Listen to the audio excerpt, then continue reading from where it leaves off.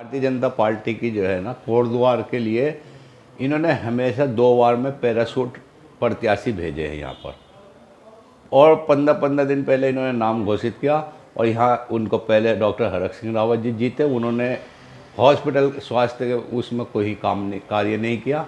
अब रितु खंडूरी जी पैराशूट इन्होंने भेजी, उन्होंने भी कोई ऐसा कार्य नहीं किया। जबकि माननीय सुरेंद्र सिंह नेगी जी जब यहाँ विधायक बने थे 2012 में, तो उन्होंने स्वास्थ्य मंत्री बने।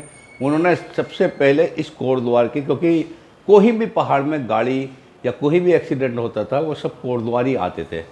और माननीय सुरेंद्र सिंह नेगी जी के टाइम में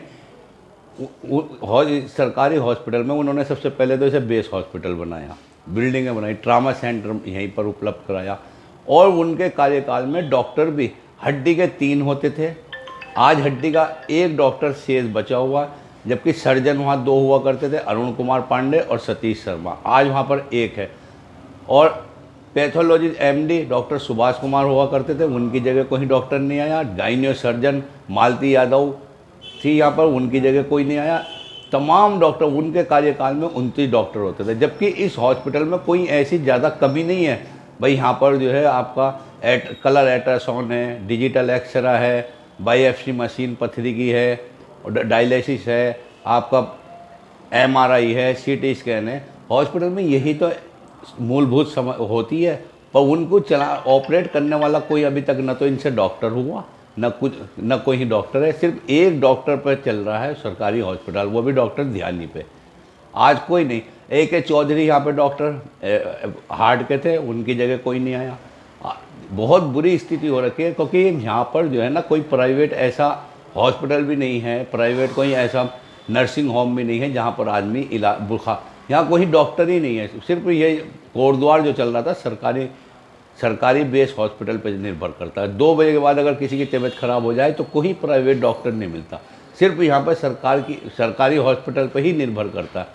नेगी जी ने जब हॉस्पिटल बनाया था तो उनकी एक इच्छा रही है कि 4-5 जो विधानसभा क्षेत्र का, लेकिन इसे आप क्या कहेंगे कि बाहर से पैराशूट प्रत्याशी यहाँ पे चुनाव जीते और उसके बाद उन्होंने पूरी जनता को यहाँ पे इग्नोर करके हॉस्पिटल की हालत और बुरी कर दी। इस संदर्भ में क्या कहेंगे?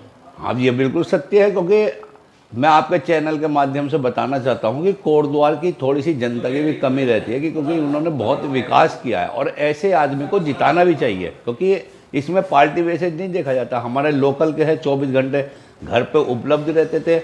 और इस शहर के लिए देखो जो भी कार्य हुआ इस कोटद्वार विधानसभा में, वो सुरेंद्र सिंह नेगी जी की बदौलत हुआ। चाहे आप देखो पहले PM यहाँ नहीं होता था, बिजनौर या पौड़ी डेड बॉडी जाती थी। सबसे पहले उन्होंने सबसे बड़ा काम तो यहाँ पे एक PM हाउस बनाया, पोस्टमार्टम कोटद्वार होते, इतनी बहुत सुविधाएं दी। फिर आपका ये है कि भाई पेयजल मंदिर है, पेयजल के टाइम में भी उन्होंने अच्छा कार्य किया है। तो हमारे यहाँ कोई भी रहे, लोकल प्रत्याशी को ही जिताना चाहिए। ये पैराशूट को तो पता भी नहीं कि शिवपुर कहाँ पर है, लकड़ी पड़ाव कहाँ पर है, गाड़ी घाट कहाँ पर है, उनको क्या पता। वो आते हैं 8 दिन में इलेक्शन जीत के चले जाते हैं, उसके बाद वो दोबारा आते ही नहीं कोटद्वार में। उनको मूलभूत समस्या हुआ कुछ पता नहीं। लोकल आदमी कोटद्वार का रहता है तो एक तो जनता से उसका बराबर लगातार संवाद रहता है, फिर दूसरा उसे हर मोहल्ले का, हर गली का पता रहता है, हर व्यक्ति का पता रहता है। अब पैराशूट आते हैं, पैराशूट जीत कर चले जाते हैं, तो इसमें कोई पार्टी वैसे नहीं देखना चाहिए। हमेशा ये देखना चाहिए कि हमारे विकास कार्य किस आदमी ने किया और किसको जिताना चाहिए। तो मेरा तो रितु खंडूरी वर्तमान में यहाँ से विधायक हैं और विधानसभा अध्यक्ष भी हैं, लेकिन जिस तरह से कोटद्वार में जब से चुनाव जीती हैं इक्का दुक्का ही बार देखने में आए हैं। चाहे सुकरों का पुल हो या कोटद्वार में डेंगू बीमारी फैल रही है और अन्य दुनिया भर की समस्याएं कोटद्वार में जन्म ले रही है। खंडूरी का इस तरफ ध्यान नहीं है, इस बारे में आप क्या कहेंगे? भाई खंडूरी जी यहाँ रुकती कहाँ है, वो विधानसभा अध्यक्ष है।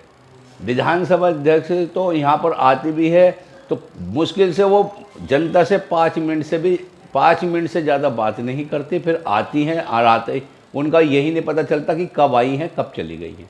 उन्होंने कोई ऐसा अपना, भाई उनको ये अगर कोटद्वार की चिंता है तो उनको अपने यहाँ पर कार्यकर्ताओं को वो करना चाहिए, कार्यकर्ताओं को जिम्मेदारी देनी चाहिए, जिससे कि जनता के छोटे मोटे काम में। तो अब इतना बड़ा डेंगू का वो फैल रखा है पूरे राज्य में, पूरे कोटद्वार में 3-4 मौतें हो भी गई है, उनका इस तरफ कोई ध्यान ही नहीं है। जनता को कोई सुविधा मिल ही नहीं रही है किसी भी प्रकार की। ये तो कोटद्वार ऐसा हो रखा जैसे कोई यतीम बच्चा हो जाता है। ये विधानसभा ऐसी हो गई, यतीम हो गई है।